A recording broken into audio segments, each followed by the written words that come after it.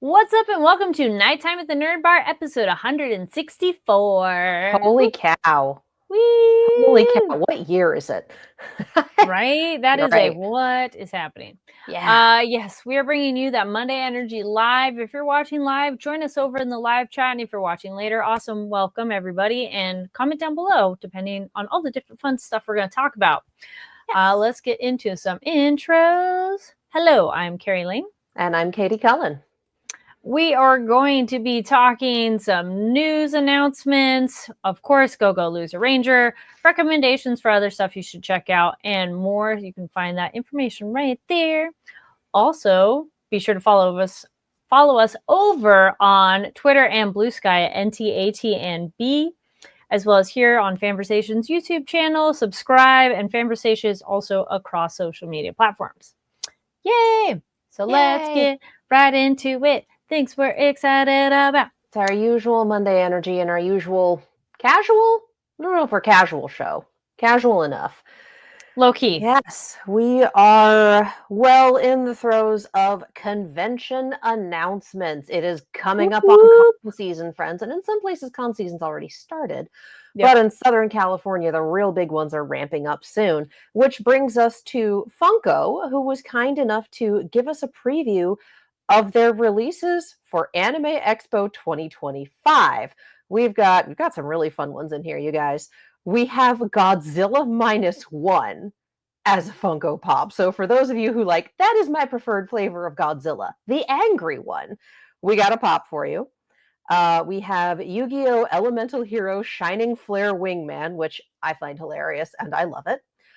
We have Solo Leveling Sung Jinu E-Rank with his inventory. So if you're looking for the little guy version of the pop, we got you. We have Jujutsu Kaisen Geto. We have Jujutsu Kaisen Gojo, both of whom are Beach Edition. Oh, so yeah. And we have Chainsaw Man Aki with Sword. So if you want to see a couple sneak peeks of this, we got a few images. We will post them on the socials, as we've just said. And I love this Godzilla one, you guys. Like, for me, that's the go-to, is the Godzilla one. I love it so much. All right, thank you, Funko, for sharing those with us. Those will be available for purchase at Anime Expo. Whoop, whoop, which we'll be there, and be sure to say hello or, tweet at us or message us. Where'd it go? Boom, boom, boom. Stuff you want coverage of. If you want, more information on interviews, or you want to see more booth coverage, message us. Let us know. If you want to see us wander up and down the artist alley and go, this looks cool. Exactly. Message us now so we got time to get ready, because we do got some stuff we're lining up. But tell me which artists to patronize. I love Artist Alley so much. Yes. All right. So big exciting news from GKIDS, who are over making announcements at Annecy, which is a huge animation event. So that's exciting that they're there. So they have some big high profile acquisitions. And so a couple of these are going to be scrolling down.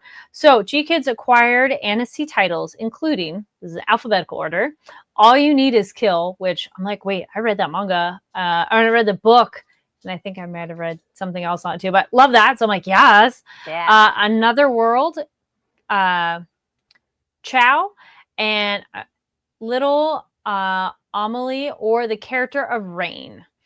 Also, GKIDS co-produced films presented at Annecy, and a couple of those are 100 Meters, Allah Is Not Obliged, and Sunny, which is in development. And the other exciting title that they had featured there was GKIDS' retrospective title, and that played at Annecy Classics, and it was Angel's Egg, and it was a 4K restoration.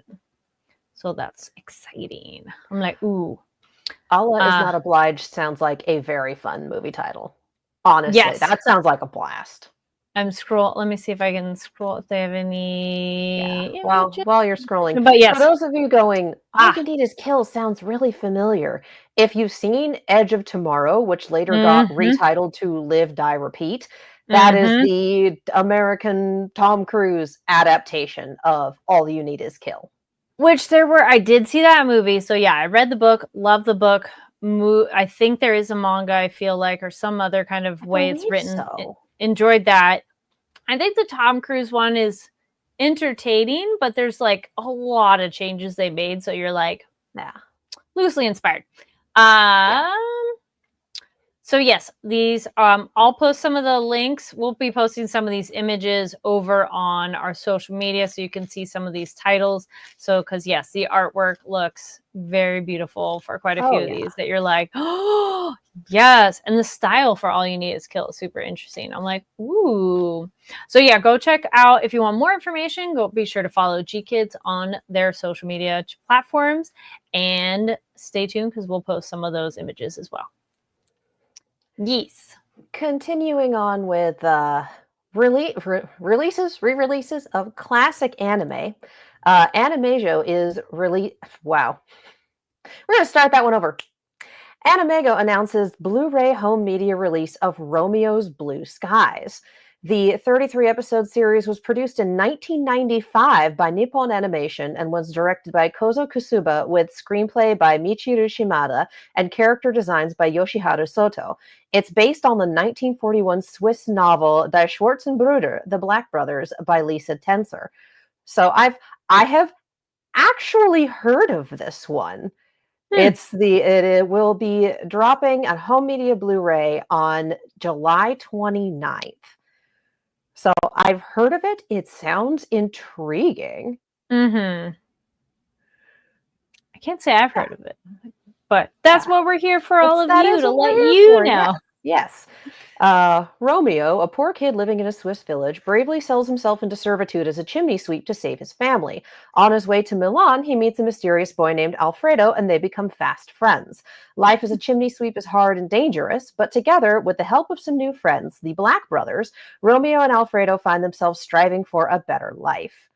So this, honestly, I'm here for it. It was never released in English, with American broadcasters deeming it too emotional for domestic audiences. But worldwide, it was widely acclaimed. Yeah, so it's the 30-year anniversary of this. Wow. I'm here for it. Make me cry. Yeah. Yes. I'm like, give me the emotion. Let's do it. Let's go. We're ready. It's too emotional. Is this one of those things where you saw it and it was too mature for like the 5-year-old audience you're going for, and so you didn't notice it? Because American TV can be like that sometimes. Yeah. A lot of the time. Yeah. So I'm here for it. I'm very interested. Yes. And continuing on things we're interested in. Yes. We have exciting news from Crunchyroll. They are bringing Frieren Beyond Journeys and Season 1, Part 2 into a special limited edition Blu-ray. This is a set, and it's October 21st. It's going to come with an art book, acrylic standee, and more. Dang. I'm like, ooh. There's a keychain, and it looks great. There's art books. We'll be posting these images. So there is special features. There's a special video, Frieren Journeys Memory, a mini anime, web previews, promo videos, and exclusives, as we said. Oh, there's a flower luggage tag. Oh, that's adorable. Oh, that's excellent. And there are a couple other releases coming out. So mark your calendar if you know somebody's birthday is in the fall. Start thinking about things, or your own gift for yourself. September, we're going to be seeing the release of Tower of God, Return of the Prince, Season 2, Part 1. Will be coming to a special steel book case with art cards. Blue Lock, Episode Nagi, the movie, will get a release. Wistoria, Wand and Sword, Season 1. Bartender, Glass of God, and more. So stay tuned for Crunchyroll's home releases, but we got quite a few coming out in September and ending in October with this particular press release with Frieren. So nice. All sorts of good stuff. Yes. And again, mark your calendars, check the Crunchyroll merch site, see if you can grab a pre-order of these. So preview, not preview, pre-order kind of these. So that way, present you buys you a gift, and then future you receives the gift from past you. It'll be great. Mm-hmm. Continuing on with announcements from Crunchyroll. Crunchyroll confirms The Beginning After the End will return with a second season next spring. Exclusive clip from season 1 finale reveals Arthur's season 2 transformation. So yeah, we have another season, and that is always really good to know. Let's see. Yeah, the season 1 finale is premiering Wednesday, June 18th at 10:25 a.m. Pacific and 1:25 p.m. ET on Crunchyroll. And Nice. right now Crunchyroll has a sneak peek from that and the announcement of season 2. So, following a mysterious death, The Beginning After the End explores the adventures of King Gray after he is reborn as Arthur Lewin. Although he encounters his second life as a baby on the magical continent of Dicathan, his previous wisdom remains. He begins to master magic and forge his own path as the years go by, seeking to correct the mistakes of his past life. So, yeah, we are confirmed to get another season, and the season finale drops this Wednesday. Woo! Yay! All right. I think that wraps us up for announcements. Looking over the chat, we got Giga Derek says, "Howdy from the Sadlands." Oh. Well, we're glad you're here, though. Yes. And let me just grab my other banner, which leads us to Go Loser Ranger. Is anyone starting to feel like we're not going to get a season 3? Like they're like, how much can we fit? It feels like we're rushing through a lot, and it's kind of like Endgame with identities being revealed and some of the last monsters showing up to get wiped out, and it just, I don't know how to feel about it.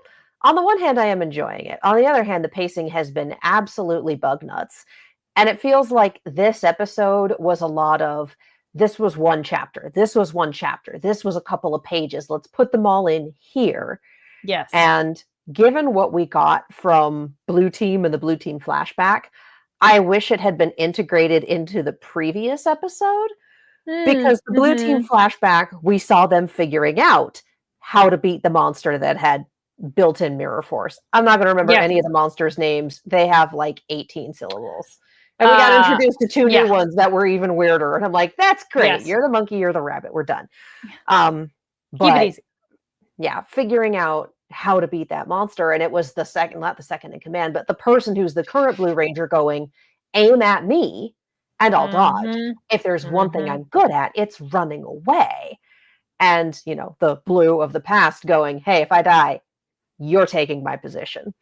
So seeing that flashback and seeing that teamwork and we figured it out and I trust you to move so you don't die.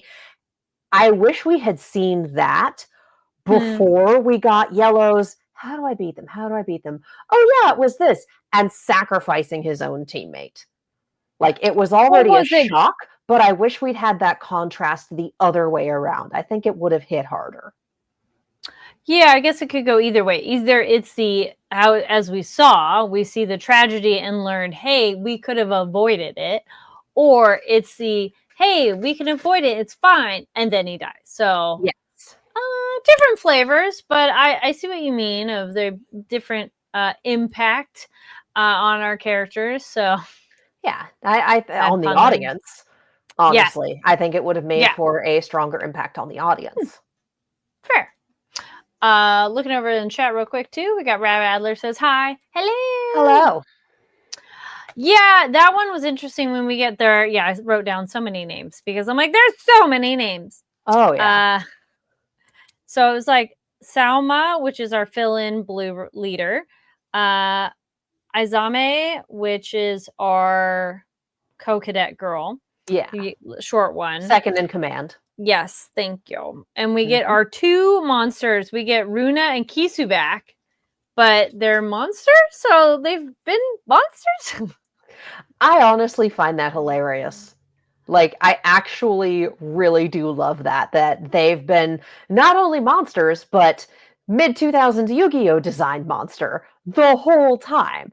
Like, I'm here for this. I'm here for this. I'm glad it wasn't just Wally Pawn switching forms. I really like that we kind of loop back around to, hey, why are these guys here? And the fact that they were ready to just be chill about it. And it's not that they're unaware of being in a dangerous situation. Because when we first saw them, we're like, oh my God, these people are idiots. Oh, yeah. It's that they can't really be hurt that easily. They're like, it's so they fine. don't really care. And I appreciate that because it reframes everything else they've done. Oh, yeah. And also makes sense, like, okay, why were they on the Monster Protection Society board and then they just haven't shown up since then?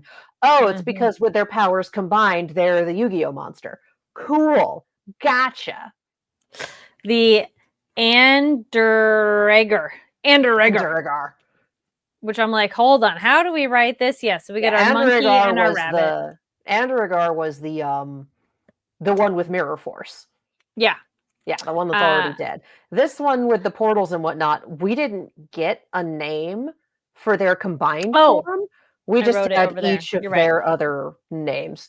Yes. I'm looking at my notes and I'm like, I did it that way. I am not surprised that the rabbit monster, that her human disguise is moon themed. Like, I'm here for it. I'm here for it. I like that. That's funny.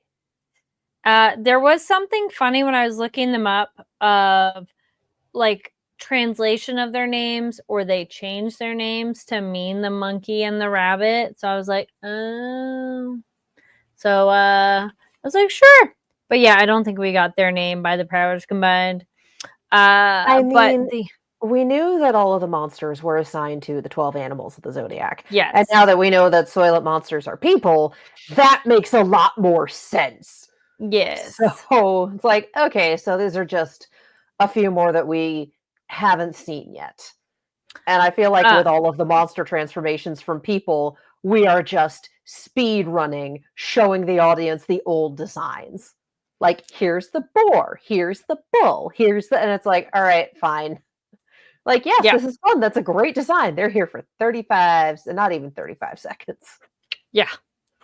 And there we had, and actually, yeah, there was the rabbit. It was Yake Ko Kab. And I'm like, that is quite the long name there. With Ukyo, I like when our Blue Ranger's fighting them. So they're also monsters that have logic in terms of like, oh, hey, they like tried to save us, so we're not going to kill them right away. Yeah. Oh, wait, you're still fighting us? Okay, darn. I guess we got to, yeah.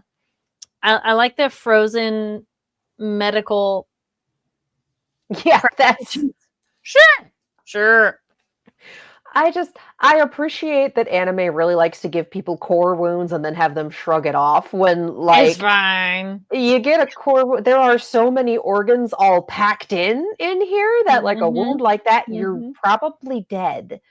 So I find it very funny that anime is like, oh, it's a traumatic core wound. That's all right. He just froze it, so he's not bleeding out. It's fine. Like, none of this is fine. Find the Pink Ranger. She can help you out, I guess. Which, speaking of, whoo! I really enjoyed Wally Pawn like decapitating a whole bunch of Rangers, because that was the fuck is going on here? Watching this with my roommate, she's like, I wish this had been its own episode. And I agree with her. I think we could have taken an entire episode about just about Sakurama being let out and having, crisis of faith.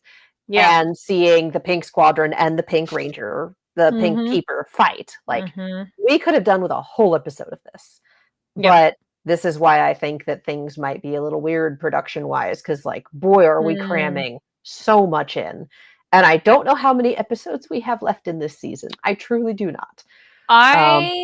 What did I saw something, or the way they did, I feel we're probably only less than 5 for sure. I think we're closer in the like 2 or 3. Yeah. That's going to be my other comment. If anyone in chat knows, please let us know, because that would be great. Especially for planning purposes. Yes. Yeah. So yeah, this was a hell of a fight. It was very fun to watch Wally Pond just lose his damn mind.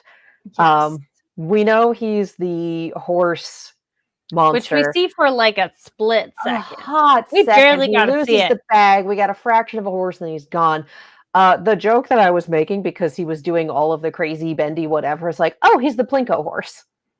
If you have ever seen the gif of the horse falling down the Plinko machine, it's animated. It's not like an actual. Yeah. But it's the Plinko horse. That's what he is. What did you think of? I didn't think we had really got a chance to see his, ghost ship, razor line things, whatever. I love that you went ghost ship because I went Helsing.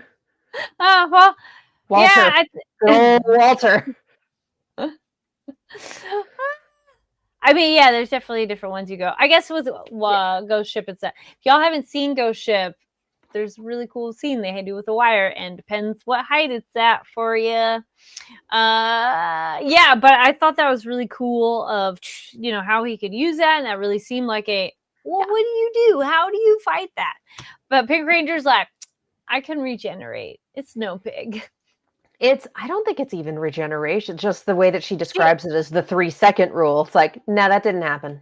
No, that didn't happen on either. Subtitles, it said regeneration. So I thought, she said the something like regenerate. She said initially it's the 3-second rule. I said my head didn't fall off, so it didn't. Like, damn, girl. Maybe it's when her arm grew back or something, but yeah. Yeah, I'm not sure if it's regenerating stuff or if it's just a little time rewind, but localized or what. I want to go with regeneration, though, because it is injuries that they can be healed. Thus, she's able to use it on Hibiki. So I think it's regeneration of a kind, and that's how it's also connected to how she can walk. Yeah. Yes. So. And also kick ass. Yes. Looking at her and realizing that, her divine artifact is the boots. Like, from the knee down, that's where, like, the bones and the sinews and whatnot. It's like, oh, yeah, okay. Yeah, I see that. I like that. I like that. I'm sure it's been there the whole time and they've just never emphasized it. Yep. Or perhaps the only full body shots we really see of her are not often. The Sunday Showdown. She'd have to be henching for the Sunday Showdown anyway. Yeah. Everyone else can wear a theatrical costume, not her. Also with that flashbacks. Yes. Just the flashbacks with her and Sakurama, and just bringing it back with, God, what's his name? Clown. Wallapon? No, the clown makeup red team. Oh, yes, that guy. The dude. Yes. I'm so bad at names for this show, I swear. No, I know, and I had him too, and I'm like, what was him? I wrote him down. I mean, the fact that he was also in the orphanage for people whose parents got by monsters. Yep. And that, for me, that's all the way back at episode 1 when Dee was pretending to be Sakurama and delivering a message to Red Base, and he's like, well, why are you talking to me like that? Talk to me like you normally talk to me. It's like, what is their relationship? Like, it's this. They've known each other for a long time. Yes. And he's been Sakurama beat his ass. Yeah. I was feeling a little bad for him this episode, though. I was like, oh my God. He's trying so hard. Yeah, there were so many points this episode where it was like, oh, he's dead. No, he's fine. Oh, she's dead. No, she's fine. It happened. It happened so often that it really just lost its impact after a little bit. Yeah, there is so because he got smushed and he was a blood fountain. Wait, no, now he's fine. She lost her head. It's back on. He lost his head. It's back on. She's ripped up. No, she's fine. Like, oh my God. And someone who's back, we did see Patrolla too, technically.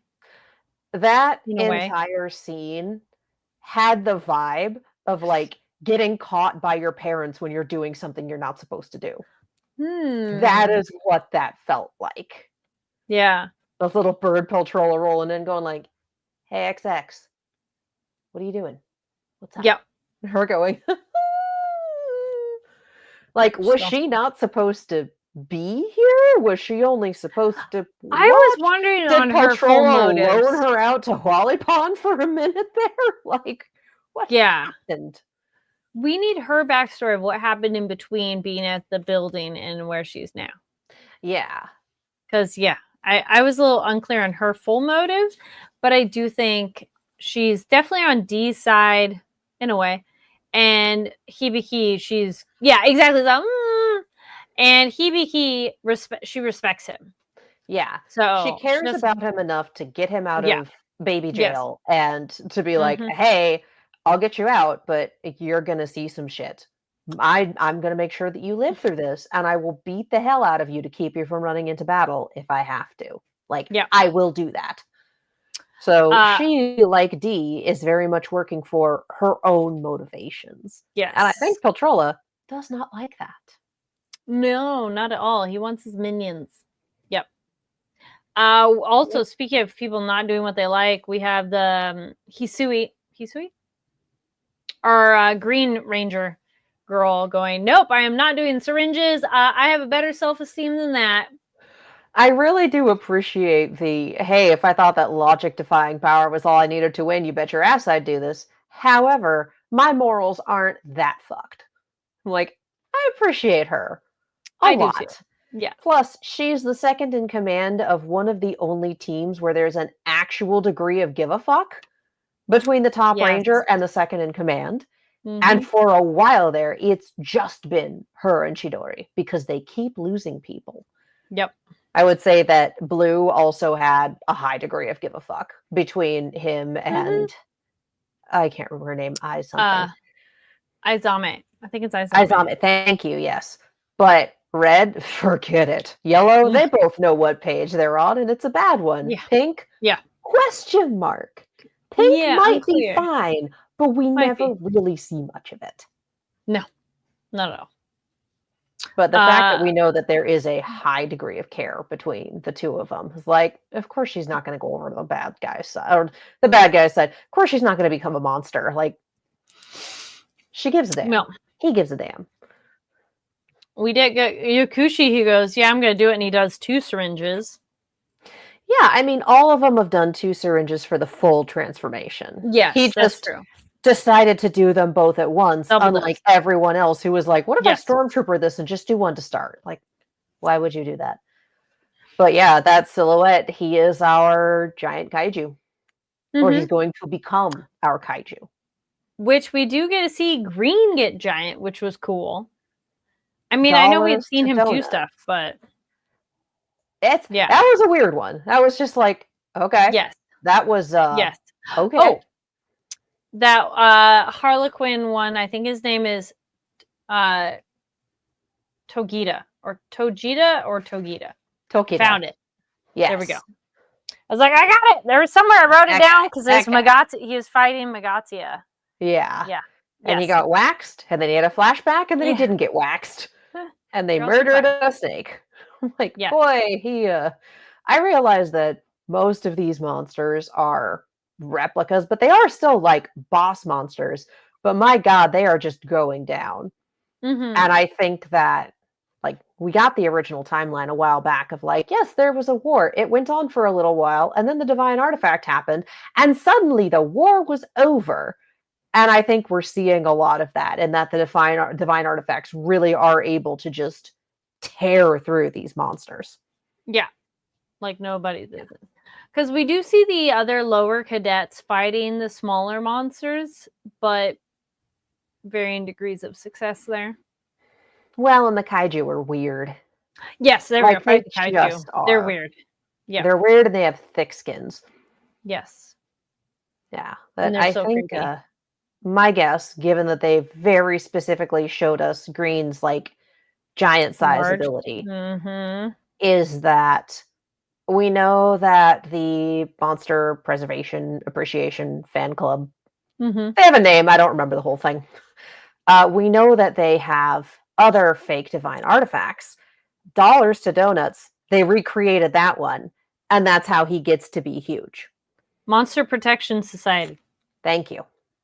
Yeah. I feel that's finally, because I was wondering that watching the opening again. It's the, are we gonna get the giant robot? Are we getting our mechs? Because I feel other things in the, not that everything from the OPs are going to be in the episodes, but Yeah.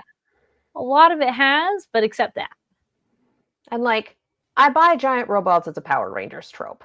I was kind of wondering how we were going to get giant monster, but with that little like 30-second scene with Green and the boar monster, it's like, oh, that's how. Because we are laying just enough groundwork to be able to go, hey, we copied that, and now I get to be big. Like, all right, thank you, sir. Yeah, that was the Toto mask something. Something, yeah. Yeah. It's been a weird one. It hasn't been bad, but these past few episodes have just been like, what is happening? And yeah, I'm unclear on how much are they trying to jam as much as they can into the episode? Are they just trying to have as much as they can just cause, or it's we have to fit it in there because we're not getting more? I agree, back to your point earlier. I don't know. Yeah. I hope we're getting another season, but I have no idea. Yeah. Yeah. And I don't know what this whole arc looks like in the manga. It might play out very much the same in terms of tone and pacing and whatnot, or it might be completely different.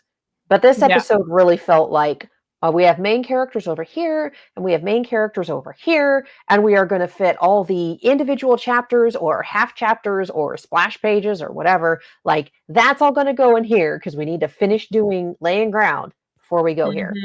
Because we didn't check in on Dee and Angel, and we did not check in on Red Keeper and Suzukiri. Nope. So it's like, all right, what are you guys up to? I wanted to know that. And the answer is good luck. So we'll come back to it later. Yeah. We will. Yeah. If you had interesting thoughts in the episodes, leave comments down below. I'm trying to think of that. It actually does kind of cover all the notes I had on things that stood out that were like, what? Yes. Yeah, and it was a wild one. Indeed. A little weird and a little all over the place. And honestly, my favorite part was just everything with Blue. I appreciated Blue Team and their weird camaraderie and just like, I'm here for it. I like it. Yeah. Oh, yeah. It has been a wild ride. It's still entertaining, but it is I'm not sure where they know where they're going exactly.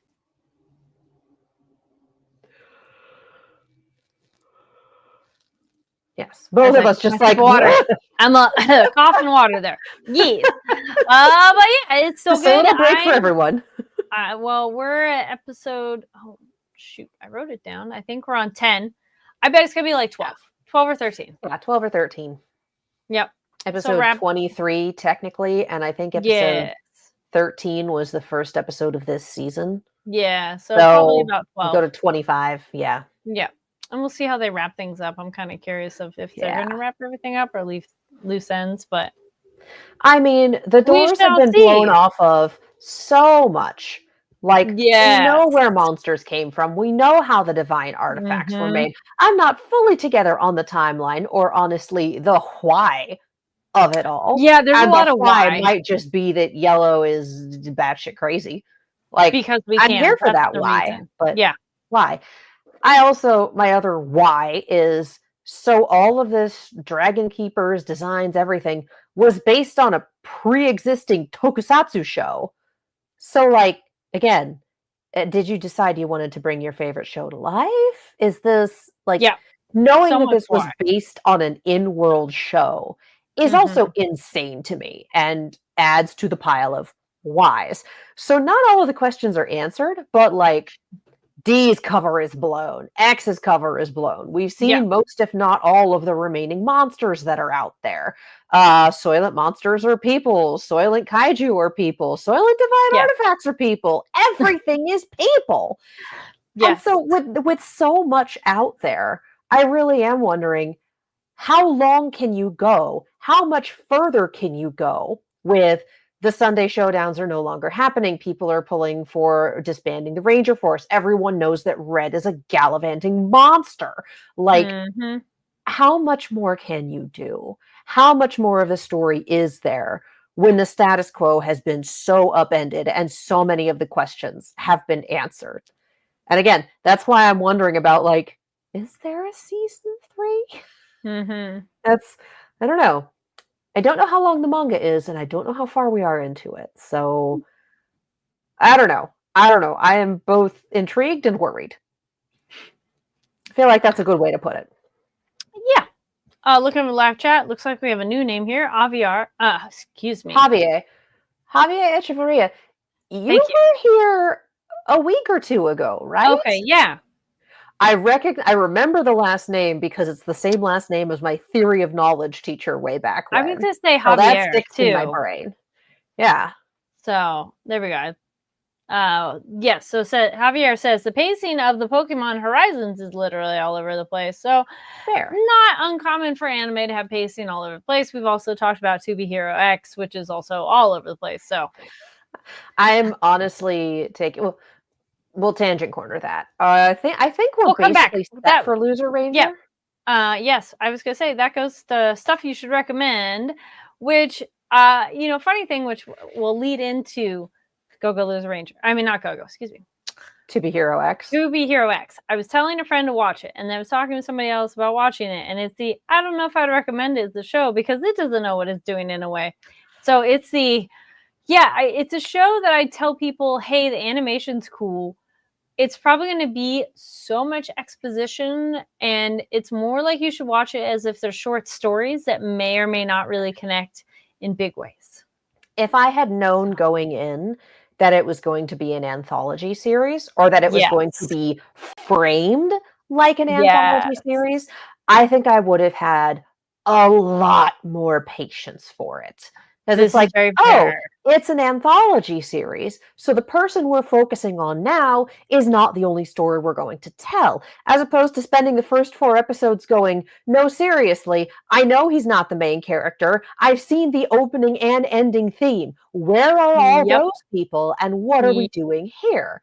And Yep. now it's, oh, and there's other people and there's other stories. And these guys were also in the opening for like a hot second. I was chatting with one of my buddies on Blue Sky, and she's like, oh, yeah, we're not getting to, she name dropped who I assume is the main guy, until like September. And I'm like, Oh. how long is this show? So I didn't realize I'd signed up for another shonen level epic. So I didn't realize that I'd rolled into that. So I'm probably only going to watch it or catch up like every 4 weeks or so to get an entire story all at once. That's so fair. my plan is to catch up again right before Anime Expo. And then probably again at the end of July. Just be like, I don't want to do this one week to week. I will absolutely do this one. It's very pretty, and the world is batshit insane in both the best and worst way. But like, I don't want to handle this week to week. It's a hard one to watch week to week. Yeah, because I was looking it up too, and it was saying something like 40 something episodes for season 1, and season 1 is only like the intro to the tournament thing. So it's I kind of figured that's where we were going. Yeah.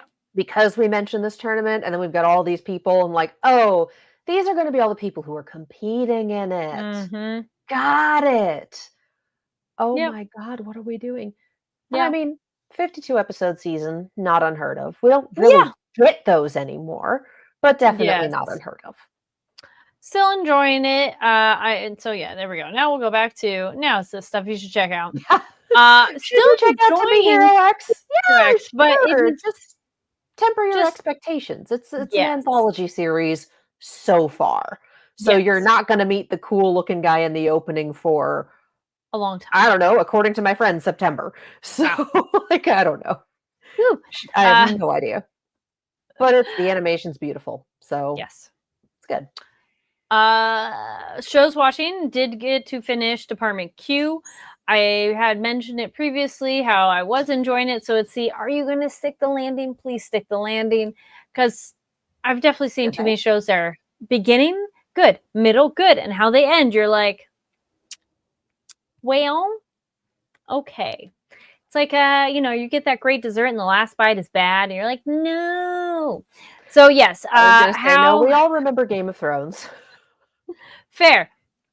So the way this one wraps up, Department Q, it is a thriller, murder mystery, cold case vibes narrative show. The whodunit and how they give you that information is really interesting. I don't necessarily know if I was like shocked, like what? But it was but what is the reason? Why? Why is all this happening? It was okay, yeah, it's definitely one of those, okay, cool motive, still murder.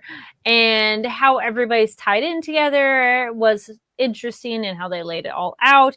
And it absolutely ends like, and that's how our team was formed in a way. And you're like, so do we get two? Do we get a season 2? Because it does end that way. Hook.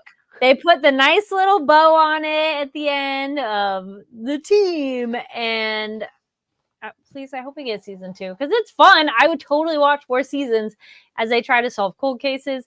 I don't know if I necessarily need every season to be one cold case, but it could be interesting. So yeah, Department Q, it's over on Netflix, is really cool mystery action thriller and quite a bit of comedy too. There's a lot of funny stuff in there. So really enjoyed that one. And Apothecary Diaries is similar of waiting week to week on that one sucks. So I'm like, it's so good. But I do feel their dropping seems to be a hair inconsistent. Like, I don't think it's necessarily every week. So I just kind of check new episode because I'm like, hey, I want our animators to have lives and not be overworked. So I'll take it when I can get it. But, you just check wherever you're watching and be like, what day does it usually drop?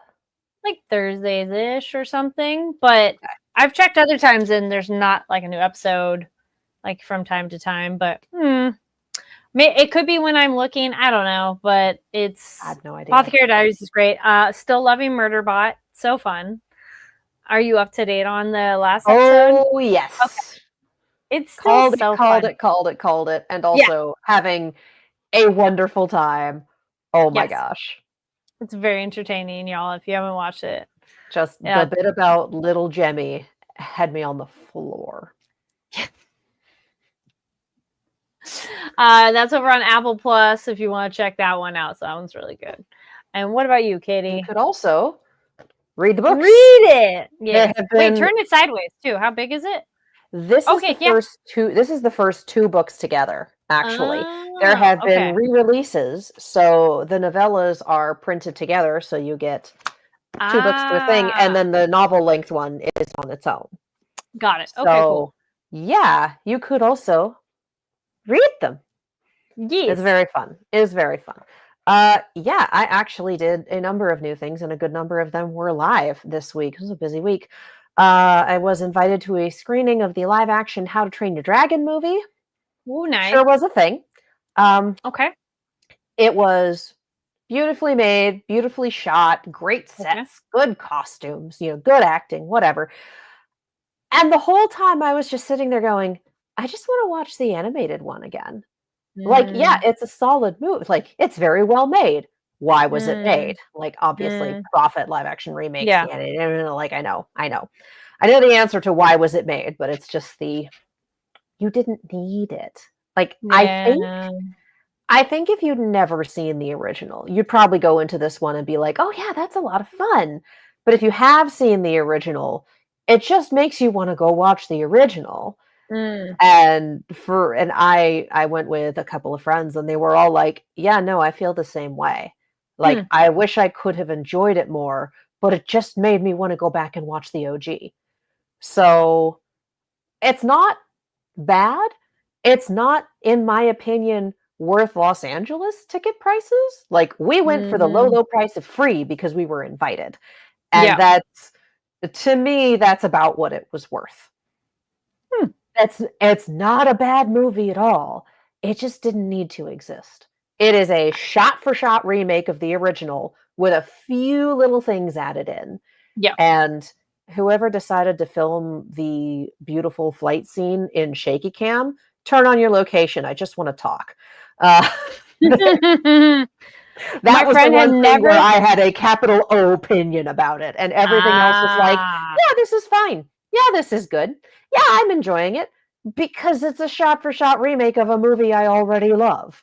So, yes. yeah, My friend I'd had never say, seen it and saw it and liked it, but she's like, yeah, "Hey, I haven't seen the animated one." I'm like, that's probably why "Oh, you liked the live action yeah." one because it's exactly the animated one except live action, and it's Mhm. just I don't know. Mhm. I think the exaggerated character designs that the animation was able to do Mm. didn't always translate super well to live action. I mean, they did their best. They did a lot of Yeah. things really well, but there were some things where it's like because animation had very specific proportions for this character, trying to mimic that exact look in live action kind of looks a little weird.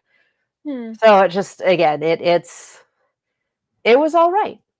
Wait for Okay. streaming, I'd say, because That would if you've gonna be already my. seen the animated Mhm. one, then there's no reason to pay movie ticket prices for this one. There's other stuff in theaters, I'm sure. Yeah. The new Final Destination is still in theaters. Do that. Very different vibe, but like, you might as well. Yeah. Um, if I went to a Hollywood Fringe show for the first time in a couple years, Ooh, for nice. those unfamiliar, the Hollywood Fringe, it's basically a month with a whole bunch of amateur shows, amateur theater shows put on.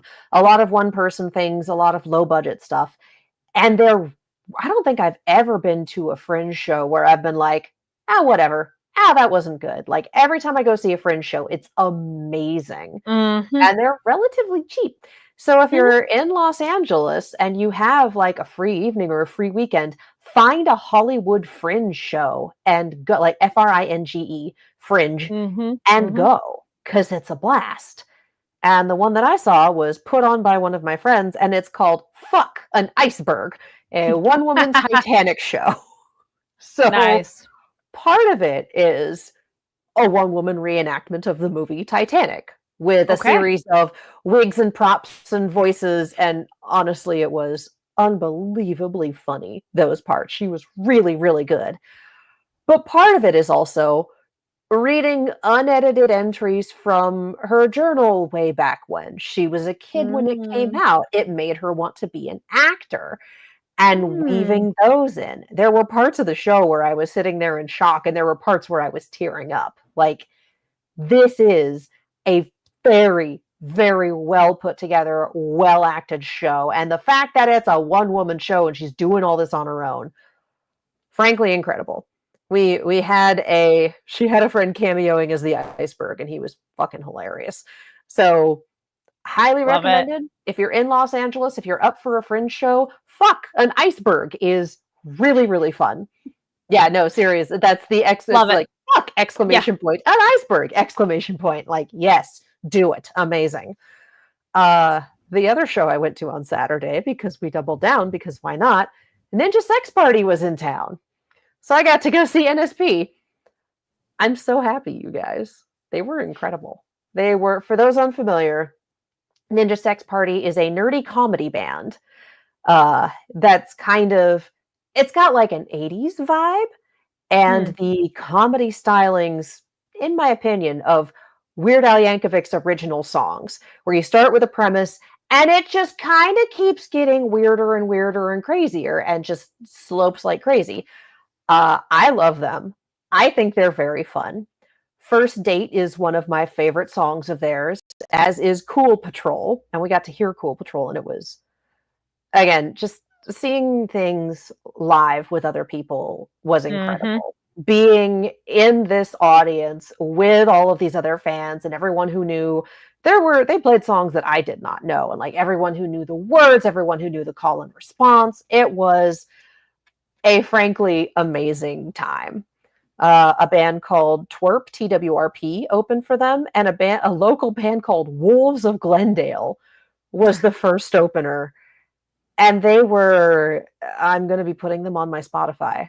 Wolves of Glendale was absolutely hilarious. And I've still had heard one of their songs for the very first time, and it's so catchy and so funny. I've had it stuck in my head for 2 days. And that was my first and only time hearing it. So that tells you something. Mm-hmm. So yes, very, very much loved and appreciated that. Got a last minute ticket day of to that concert, and I'm very happy I went. Oh, It was excellent. Highly recommend live music, highly recommend live theater. Go do things in person. I was masked for both events. For everyone seeing the photos and going, no, you weren't. I take the mask off for the photo, and then I put it back on. Carrie can vouch. I did this at the Don to Don premiere as well. But yeah, so again, if you're comfortable going out in public, like I mask up when there's a bunch of people around and felt perfectly safe being in a sold out venue with a bunch of other people singing along. So yes, highly recommend live events. Big ones, small ones, just excellent, excellent stuff. Yes. Actually, that'd be another recommendation. If you are in the LA area or can go to the LA area, recommendation of events, starting this Friday, the Music Center hosts Dance DTLA. So they have an outdoor open space dance event. So that's really nice in terms of you could wear a mask, but I mean, it's very open. You could be further away from people if you want. It is family friendly. It's from 7 to 11. It's on Friday nights, and it is a whatever theme of dance. They're kicking it off with Bollywood, so that's one I'm excited to go to. They kicked off with a a dance lesson, like let's learn a couple sequences of moves, and then it kind of goes into like a DJ dance party of that type of music for like an hour or so. Then they bring the instructor back, they do more lessons again, and then DJ dance party until the night ends. So it's super fun. So you don't need to know how to dance at all. Totally fine. And it's 100% free. So I love that you can kind of show up whenever, leave whenever. But if you want the instruction, you should get there closer to when it starts at 7. But yeah, come and go as you want. Again, family friendly, all ages. If you get there early, there are different tables in the area. So you could bring like a snack and sit down before, claim a seat. Maybe you bring like a parent and maybe they want to sit, or grandparent or somebody. So like it's a really nice, make it what you want kind of event. So that you can find more information on their social media. It's just like Music Center LA, look them up, and it's Dance DTLA. So it's really, and they haven't posted anything about anything changing. So I was like, all right, we're still good to go. I'm excited. And I've attended multiple years now. It's always been a really fun time. Good vibes all around. Yeah, that sounds excellent. Yeah. And it goes through the whole summer. So there's a number of different ones. So if one doesn't sound like your vibe, totally cool. Or if you're like, hey, I've always been curious about XYZ music, let me go to that one. Go for it. Yeah. Yes. All right. Well, thank you so much for tuning in to Nighttime at the Nerd Bar. And don't forget to go follow us over on NTATNB on Twitter and Blue Sky, as well as following here on Fanversation's YouTube channel. Subscribe, give the video a thumbs up. Also check out Fanversation on other social media platforms. And Katie, where can people find you online? You can follow me all over the social medias, as well as on YouTube and Twitch at Kiaxet. That is Kiaxet. I am also a part of Silver Screams, which is a YouTube channel I do with my roommate focusing on horror things. Spooky. Happy Summerween. I was going to say one horror suggestion too. And if you ever, speaking of live events or doing live things, and a recommendation, it's up in Solvang. They have a wine bar called it's Final Girl Wines. So it's Final Girl, and it's all spooky themed inside. One of the wine stoppers is like this zombie head, and the wine comes out of it, or maybe vampire. Kind of hard to tell, but oh my gosh, if you're up there and you enjoy wine tasting or just want to go in and vibe, they also have some random knickknacks and merch. It's super cute. Excellent. And yeah, I'm like, random little horror wine shop in the middle of town. I'm so here for it. There's actually a little gym that just opened nearby that is a Final Girl. What's it called? I think it's called like Final Girl Exercise or Final Girl Workout or something. And it's like Chainsaw Jazzercise and Fight Like a Final Girl. Like all the classes are horror themed. Cute. And it's I love small that. business, women owned, women run. Sounds amazing. I want to say Final Girl is also a female-owned business too. Didn't get Yay! to really quite talk to proprietors, but I thought from what I understood of it, so I was like, yay! Excellent. Yeah. Excellent. I'll be posting that on my social media, so you can follow me over Carrie D Lane, that's KARIDLANE, and I'll be posting more photos of that.